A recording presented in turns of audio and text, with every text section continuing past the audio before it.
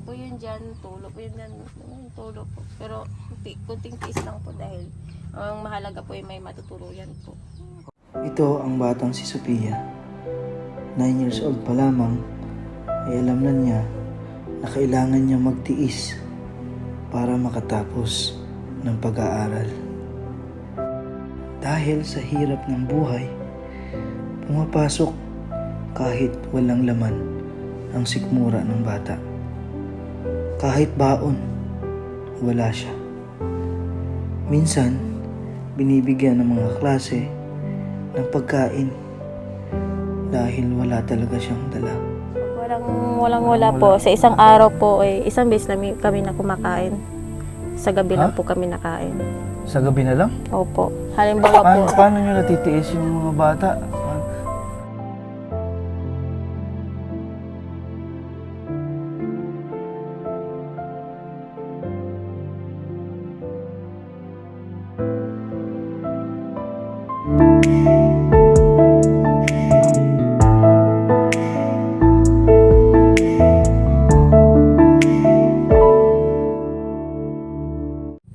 Good morning po mga kababayan, ako lang muna ang mag-isa ang lumalakad sa ating mga pupuntahan. So dito tayo ngayon kina Sophia, yung kasabay na scholar ni Ninita at Maylin. Papasok ako dito para kumustahin yung bata at saka yung pamilya nila. Ako lang mag-isa dahil si Sir Christian po ay nasa Maynila, may inasikaso. So lahat ng lakad natin ay solo lang. Tayo dito papaloob sa kanila. So samahan niyo po ako ngayong umaga. Medyo maputi nga lang itong nadaanan natin. At wala ng ulan. So ingat-ingat muna tayo dito.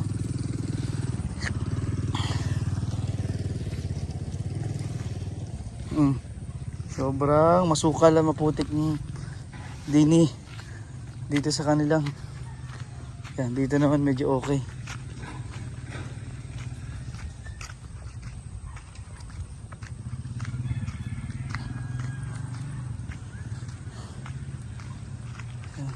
Ito po yung mga hanap buhay na kakapit-bahay dito, pangangalakal ng basura.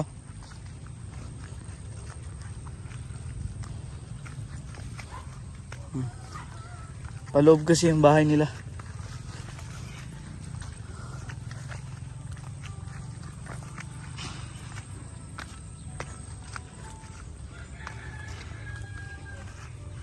Oops, dito. Malapit na tayo. May aso nga lang dito. Kikiraan ho. Yun na, ang aso. Nangagat ba ito? Ay, siya nangataw si ate yung nangagat nga ni. Umalis dito yata ho. Yun. Tao po. Ito pa yung bahay ni na Sophia. Naglaba sila oh. Naglaba. Kain yung mga kalakal ito. Opo. Napunta po ako naglaba. Naglaba pa nga ako ng bag ni Sophia. Baha na naman sa loob. Dito kayo naglaba sa loob niyan. Kaya pala baha oh. Nagamit na oh. Nagamit na nila yung gamit galing pong Canada. Hello Nining. Ako lang mag-isa. Si Sir Christian ay nasa Maynila. Kamusta nanay? Ayos lang po. Buti nga na po hindi dumaan dito yung bagyo ay. Oo, yung karding. Ako. Ay baka wala na natira na naman dito. Minsan yung mga tinali. Takot ko man din po, nalaman ko man din po na may bagyo, may signal number 2 na daw tayo din nun. Takot ko huwag Oo, pag signal number 2, ayun, may mga tinali-tali lang yung kawad. Kahoy. Mga bulok-bulok na po kasi yung ano niya, kaya ko natatakot. Oo, yung haligi nila.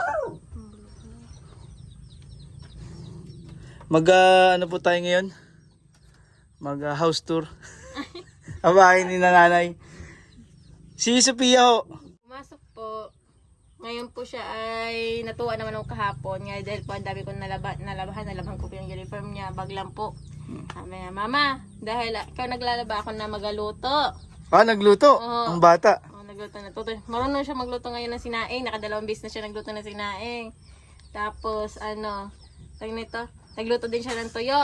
Marunong agad ang bata, ano? Tuwang-tuwa siya. Sabi niya, Mama, marunong na ako magluto ng tuyo. Ganun lang pala yun. Nakakatulong na agad. Marunong na ako. Dito sa kanila, ang gamit ay wala kayong kuryente, ano? Kasi ngayon nakita ko ito, oh. Kaya po galing po sa kalakal yan. Yung baterya ang gamit nila sa kalakal lang nakuha.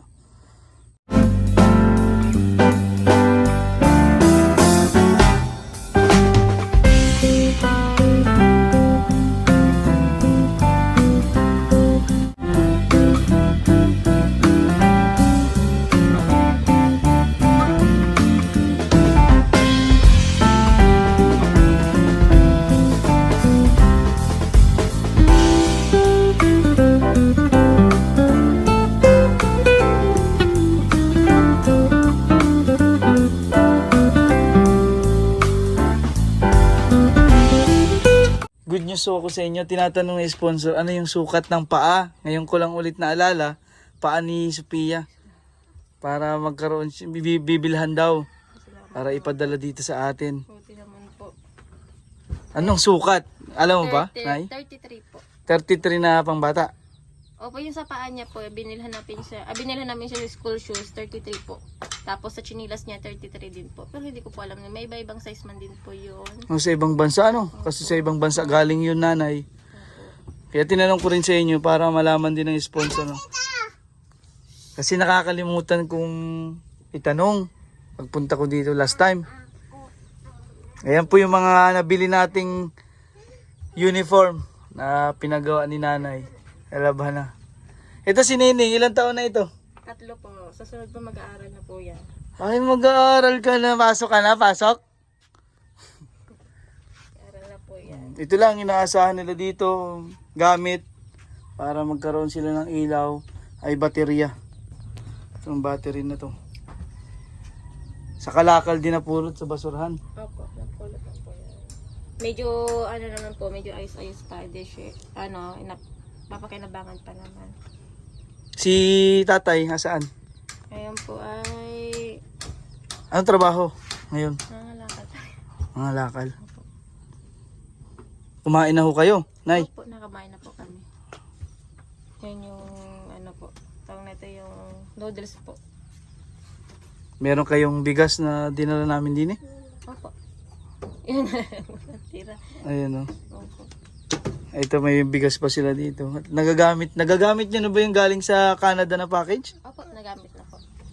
Ayun na po, nalalaban ko na po yung mga Ito pala lahat, mga nalaban na oh. Salamat po kay sa family ng Pixon. Galing Canada po. Nalaban na yung mga binigay niya pong mga gamit para po sa kanilang pamilya. Oo. Hindi naman masyadong nakapako naman yung iba Pero yung mga ayun grabe ayun Yan po yun. Pwede nang bumagsak yan. Ano Nay? Kasi biyak na yung kanilang parang tukod ng bubong. Pag humahangin ba dito nung signal number 2 ang carding, di lagos-los na dito kasi butas ito eh. Oo. Kasi nga yan dito. Ito lang yung kanilang dingding Parang ano ba yan, kawayan? O ano ng halaman? Chris po, halaman to. Yung mga dyan. Tinukod nila yung mga sanga ng halaman dito sa likodan. Tapos po yung mga yan po, galing pa po yan sa mga yung bagang patakon na po yung mga plywood. Kami na lang po na Napulot nyo rin yan. Opo. Ay, nalaman na natin yung sukat para masabi po natin sa sponsor ni Sophia. Kagagandang bata Ito si Bunso. Opo. Ilang buwan pala ang? 7 po. 7 buwan. Babae din. Opo. Ito si Nining. Isa lang lalaki. Isa lang po. Napasok na. Opo. Yung maliit na nandito.